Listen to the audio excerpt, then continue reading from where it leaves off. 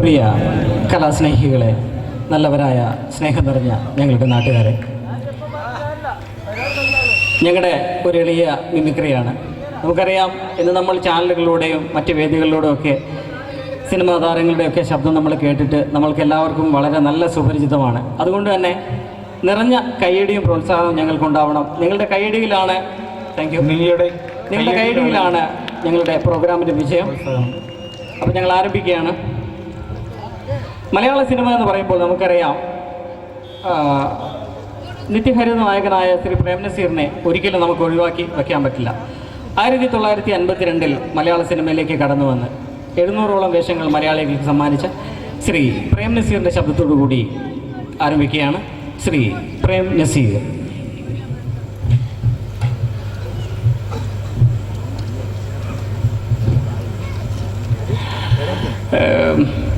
ദമയന്തി, എന്നോട് പിണക്കമാണ്.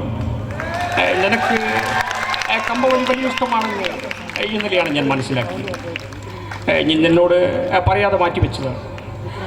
കേരളത്തിൽ ഞങ്ങൾ 2 പേർ മാത്രമേ കമ്പവലിയിൽ മുന്നിൽ നിന്നുള്ളൂ. അതിലൊരാൾ കഴിഞ്ഞ തൃശ്ശൂർ പൂരം വെടിക്കെട്ടിൽ കാഞ്ഞുപോയി. ബാക്കിയുള്ളയാൾ ഞാനാണ് മണ്ടിപ്പെണ്ണെ. ഇനി എൻ്റെ മണ്ടിപ്പെണ്ണോ ചിരിച്ച്, അയ്യോ അങ്ങനെയല്ല, സരിത നായർ ചിരിക്കുന്ന പോലെ അന്തം പൊട്ടിച്ചിരിക്കണം. Thank you. അടുത്തതായി വേദിയിൽ മലയാളത്തിൻ്റെ നിത്യവസന്തം ശ്രീ മധു, പത്മശ്രീ മധു.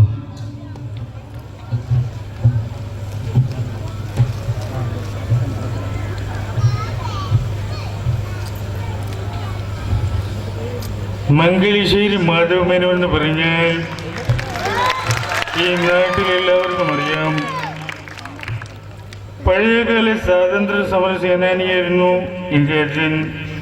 പട്ടാളക്കാർ അദ്ദേഹത്തെ വെടിവെച്ച് കൊല്ലുമ്പോൾ നോക്കി നിൽക്കാൻ എനിക്ക് കഴിഞ്ഞു.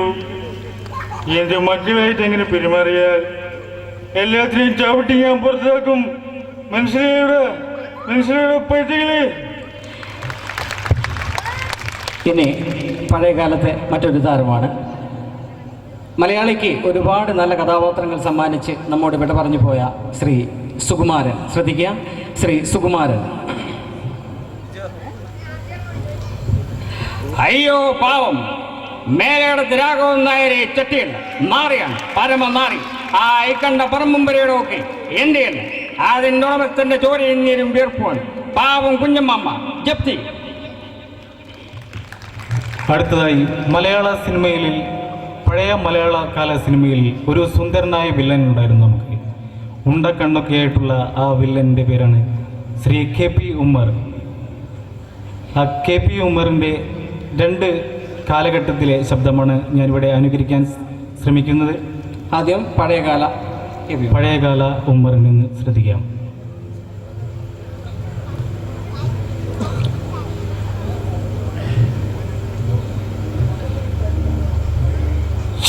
കുറുപ്പേ, തച്ചോളി തറവാടിന്റെ മുറ്റത്ത് വന്ന് തണ്ടും തരവും കാണിച്ചാൽ നോക്കി നിൽക്കാൻ ഈ കുറുപ്പിന്റെ കൈകൾക്ക് തളർവാദം പിടിച്ചിട്ടില്ല കുഞ്ഞിക്കണ്ണ്. ഇവിടെ വന്ന് ധിക്കാരം പറയുന്നു. അഹങ്കാരി, നിന്റെ വായിൽ ഞാൻ പൂഴി നിറയ്ക്കും. പോയിക്കൊള്ളിൻ, എന്റെ ഉറുമിക്ക് പണിയുണ്ടാകരുത്. Thank you.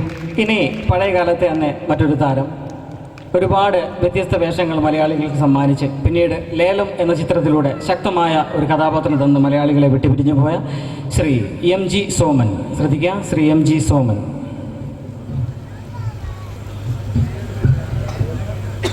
നേരാ തിരുവേനി, ഈ പച്ചം പള്ളിക്കോടത്ത് പോയിട്ടില്ല. മരം വെട്ടുകാരനായിരുന്നു എൻ്റെ അപ്പൻ. കൺമുമ്പ് വെച്ച് എൻ്റെ അമ്മച്ചിയെ കയറി പിടിച്ച റേഞ്ചർ സാഹിബിനെ ഒറ്റ വെട്ടിന് 2 തുണ്ടാക്കിയിട്ട് എൻ്റെ അപ്പൻ ജയിലിൽ കയറുമ്പോൾ എനിക്ക് 9 വയസ്സ് പ്രായം. കഴിവരച്ചെന്ന് അപ്പൻ്റെ ശവമർക്കിതാ ഇങ്ങനെ കയ്യിലോട്ട് മേടിക്കുമ്പോൾ അന്ന് എൻ്റെ 10ാമത്തെ പിറന്നാളാ. മനസ്സിൽ വെച്ചോ തിരുമേനി, ഐ ആം ഔട്ട് സ്പോക്കൺ. അടുത്തതായി നമ്മുടെ മലയാള സിനിമയിൽ മറ്റൊരു വില്ല കഥാപാത്രം ചെയ്ത പഴയകാല ഒരു നടനുണ്ടായിരുന്നു, ശ്രീ ജോസ് പ്രകാശ്. അദ്ദേഹത്തിൻ്റെ ശബ്ദം എങ്ങനെയാണെന്ന് നമുക്ക് നോക്കാം. അടുത്തതായി ശ്രീ ജോസ് പ്രകാശ്.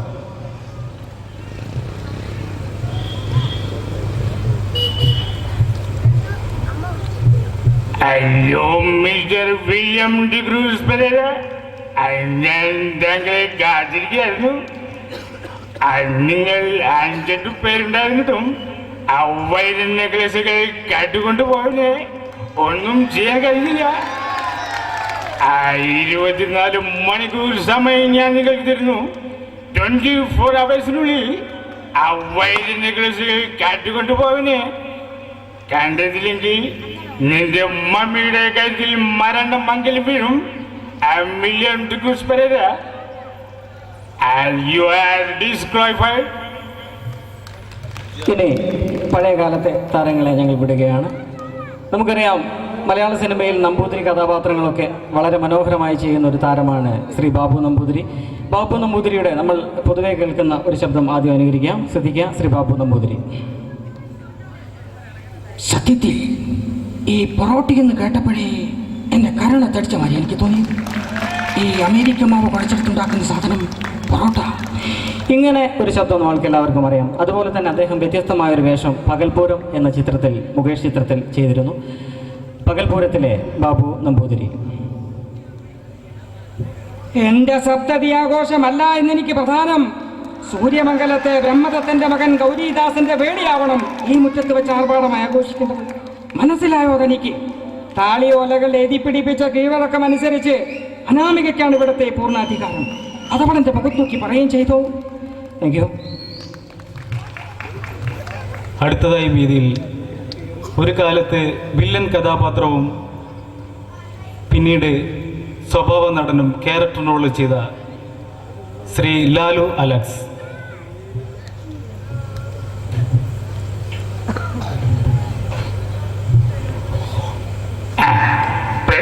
ഒരു കാര്യം പറയുക.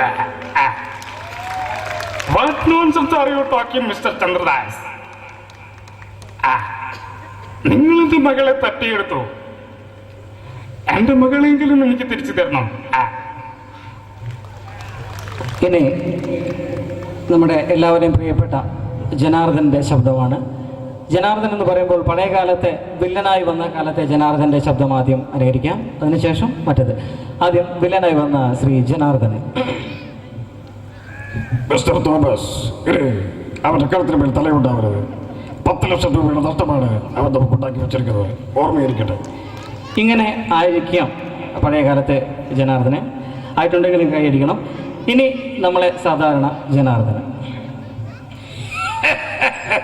എന്താ കർത്താവേ, അല്ല ആരൊക്കെ വന്നിരിക്കുന്നത്? എടാ, നീ പൊന്നപ്പനല്ലടാ, തങ്കപ്പൻ. ഈ നിൽക്കുന്നത് ആരാന്നറിയാവോ? ഇവരാണ് ഈ ഉർവശി തീർന്ന് കേട്ടിട്ടില്ലേ? അതിലെ പ്രധാന നടന പേര് വിജത്ത്. ഓ, താങ്ക് യു. അടുത്തതായി മലയാള സിനിമയിൽ കഥ, തിരക്കഥ, സംഭാഷണം എന്ന് വേണ്ട എല്ലാ സമസ്ത മേഖലകളിലും തൻ്റെതായ വ്യക്തിമുദ്ര പതിപ്പിച്ച ശ്രീ ബാലചന്ദ്രമേനോൻ.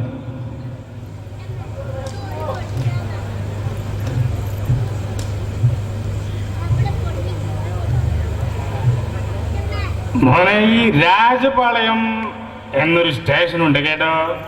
അതിന്റെ പിറകില് സർക്കാർ ആശുപത്രിയിൽ നിന്റെ ഉമ്മ നിന്നെ പ്രസവിക്കാൻ കിടക്കുമ്പോ 16 മണിക്കൂർ ഞാനവിടെ കാത്തു നിന്നിട്ടുണ്ട്.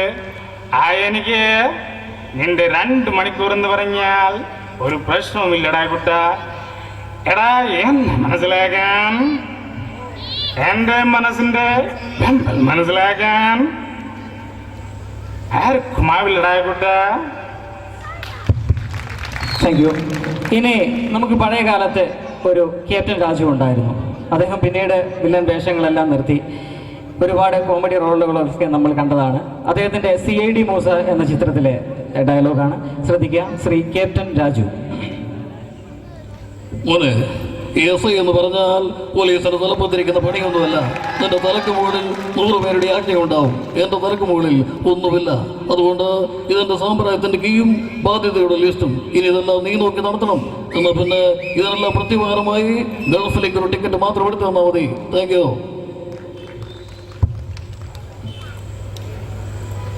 മലയാള സിനിമയിൽ മറ്റൊരു സുന്ദരനായ വില്ലൻ ഉണ്ടായിരുന്നു നമുക്ക്, റിസബവ. ജോൺ ഹോനായി എന്ന കഥാപാത്രത്തിലൂടെ നമ്മളെ മനസ്സിൽ മനസ്സ് കീഴടക്കിയ റിസഭാവിയുടെ ശബ്ദം എങ്ങനെയാണെന്ന് നമുക്ക് ശ്രദ്ധിക്കാം. ഇത് എത്രത്തോളം നന്നാവുമെന്നറിയില്ല. നന്നായെങ്കിൽ കൈയടിക്കുക.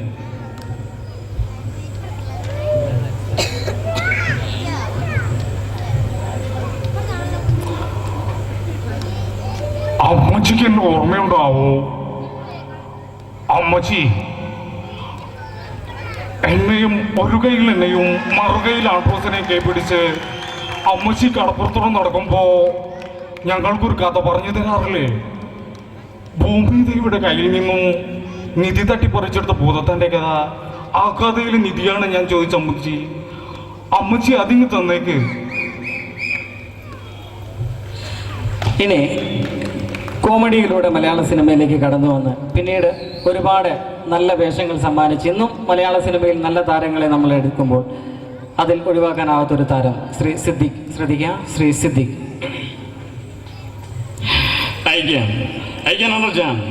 അവൻ കാർത്തികേയൻ. ഞാൻ കുറച്ച് നാൾ കൊണ്ടുവരുന്ന ചെറുക്കനാണിതാ. ആ പോകുന്നവൻ ചുമന്നുകൊണ്ട് എടുക്കുന്നെന്ന് പറഞ്ഞു നടന്നാൽ എടോ ഞാനത്ര വലിയ പുണ്യാത്മൊന്നുമില്ല. ഇതെല്ലാം കേട്ട് ചിരിച്ച് തള്ളാൻ. Thank you. അടുത്തതായി കൊച്ചു പ്രേമൻ.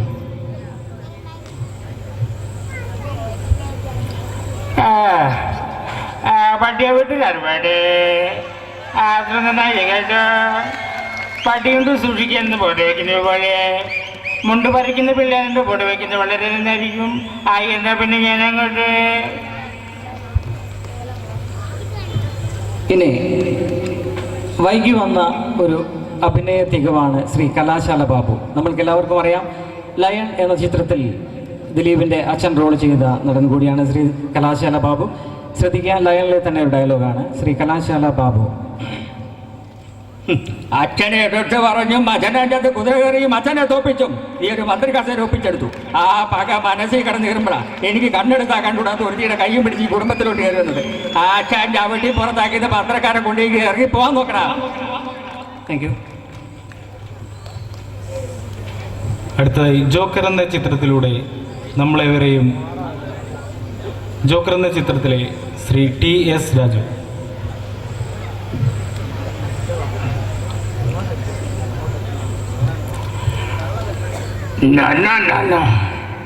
₹10,000 ഞാനിവിടെ നിന്ന് ഉണ്ടാക്കാനാ. ബാബു പാവമ്മ കണ്ണു പൊട്ടേര് കാലൊടിഞ്ഞവരെയും സംരക്ഷിക്കാൻ എൻ്റെ സർക്കസ് കമ്പനിക്കാവില്ല. എന്നാവില്ല. ഇനി മലയാളത്തിൻ്റെ ഹാസ്യ സാമ്രാട്ട് ശ്രീ ജഗതി ശ്രീകുമാറാണ്. അദ്ദേഹത്തെ നമുക്കറിയാം, ഒരു ആക്സിഡൻറ്റ് പറ്റി കിടക്കുകയാണ്. അദ്ദേഹം പെട്ടെന്ന് തന്നെ മലയാള സിനിമയിലേക്ക് തിരിച്ചു വരട്ടെ എന്ന പ്രാർത്ഥനയോടുകൂടി ശ്രീ ജഗതി ശ്രീകുമാർ.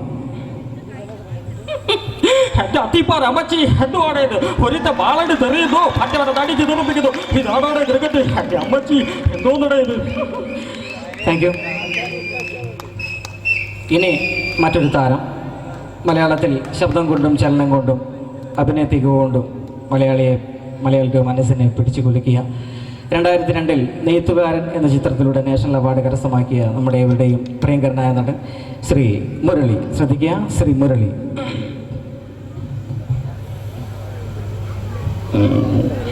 അനന്തരാവകാശികൾക്ക് വേണ്ടി 500 കോടിയുടെ സാമ്രാജ്യം ഉണ്ടാക്കാനായി ഇറങ്ങി പുറപ്പെട്ടിട്ട് ഒടുവിൽ ആയുധം വെച്ച് കീഴടങ്ങി പോരേണ്ടി വന്നല്ലേ?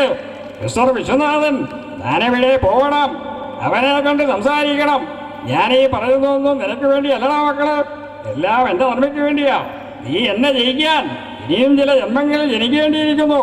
അത് നായായും നരിയായും പിന്നെ നടനായും. വരട്ടേടാ മക്കള്. Thank you. ഇനി മറ്റൊരു കലാകാരൻ ഇവിടെ എത്തിയിട്ടുണ്ട്. നമ്മുടെ നാട്ടുകാരൻ, നിങ്ങളുടെ എല്ലാവർക്കും അറിയുന്ന ആൾ തന്നെയാണ്.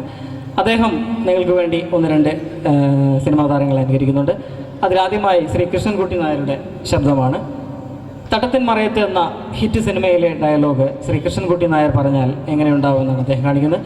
ശ്രദ്ധിക്കുക, ശ്രീ കൃഷ്ണൻകുട്ടി നായർ.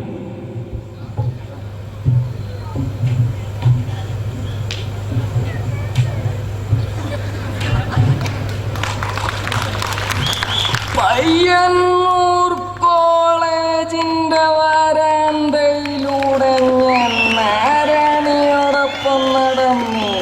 വടക്കൻ കേരളത്തിലെ കള്ളുഷാപ്പിന്റെ പിറകിൽ മാത്രം കണ്ടുവരുന്നൊരു പ്രത്യേകതരം പാതിരാക്കാറ്റുണ്ട്. അതവളെ കണ്ടപാടെ പേടിച്ചു പനിച്ചു നാട് വിട്ടു പോടാ ചട്ടമ്പി. ഇനി മറ്റൊരു ഐറ്റം കൂടെയുണ്ട്. നമ്മളെല്ലാം രാത്രിയിൽ കേൾക്കുന്ന ഒരു ശബ്ദമാണ് നെടുവളൻ. നമുക്കറിയാം, കാലൻ കോഴി എന്നറിയപ്പെടുന്ന നെടുവളൻ്റെ ശബ്ദം ഇദ്ദേഹം നന്നായി അനുകരിക്കും. ഇഷ്ടപ്പെട്ടാൽ നല്ല കൈഡി കൊടുക്കുക. നെടുവളൻ.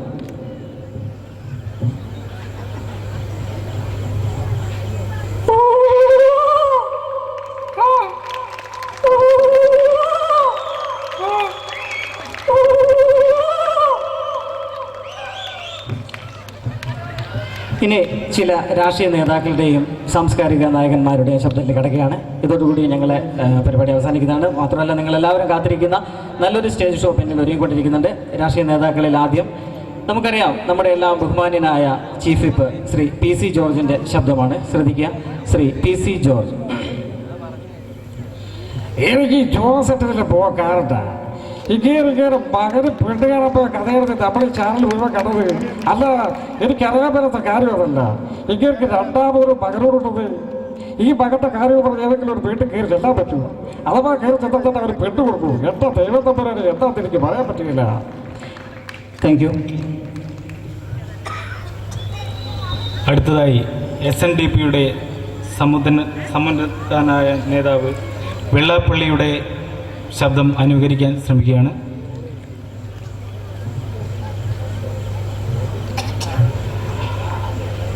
അതായത് ഈ SNDP കാര്യവും SNDP ശ്രീ ധർമ്മപരിപാലനവും ഗുരുദേവൻ പറഞ്ഞിട്ടുണ്ട്, ഒരു ജാതി, ഒരു മതം, ഒരു ദൈവം, മനുഷ്യനെന്ന്.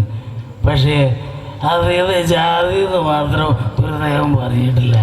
ആ ജാതി ഏതാണെന്ന് കണ്ടുപിടിക്കാൻ വേണ്ടി ഞാനും ചങ്ങനാശ്ശേരി സുകുമാരൻ ചേട്ടനുമായിട്ട് ഒരു ചർച്ച നടത്തുന്നുണ്ട്. അതിനുശേഷം പറയും അതേതായ ജാതി. ഇനി നമ്മുടെ CPMൻ്റെ സംസ്ഥാന ജനറൽ സെക്രട്ടറി ശ്രീ പിണറായി വിജയൻ്റെ ശബ്ദമാണ്. ഇഷ്ടപ്പെട്ടിട്ടുണ്ടെങ്കിൽ കൈയടിക്കുക. ശ്രീ പിണറായി വിജയൻ. ഹുസൈൻ രണ്ടാത്താണി ഞങ്ങളെയാണല്ല, ഞങ്ങളെയാളാക്കാൻ വേണ്ടി ശ്രമവും ഞങ്ങൾ നടത്തിയിട്ടില്ല. ഞങ്ങളൊക്കെ ആളെങ്ങനെയാ ഹുസൈൻ രണ്ടാത്താണി ഞങ്ങളെ ആളെങ്ങനെയാ? ഞാൻ പറഞ്ഞത് എന്തെങ്കിലും ഞങ്ങൾ പറഞ്ഞിട്ടുണ്ടെങ്കിൽ അത് ഞാൻ മാറ്റുകയല്ലേ കേട്ടോ. Thank you.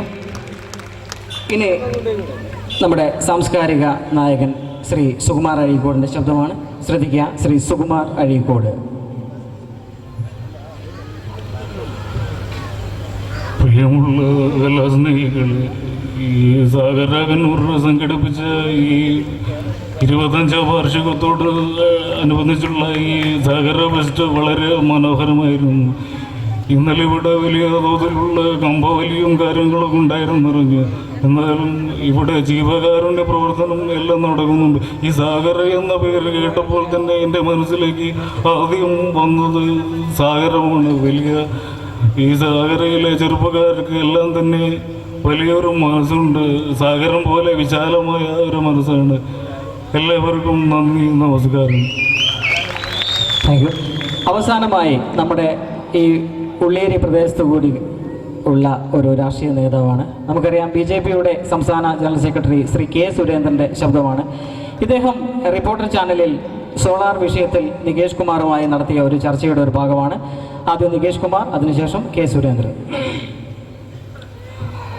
കോടതിക്ക് ഇൻപുട്ട് ശേഖരിക്കേണ്ടി വരുന്നു സരിതാ നായരിൽ നിന്നും. അതായിരുന്നു 24 പേജുള്ള മൊഴിയെ സരിതാ നായർ അഭിഭാഷകൻ ഫെനി ബാലകൃഷ്ണന്റെ പെരുമ്പാവൂർ കോടതിയിൽ വെച്ച് കൈമാറിയത്.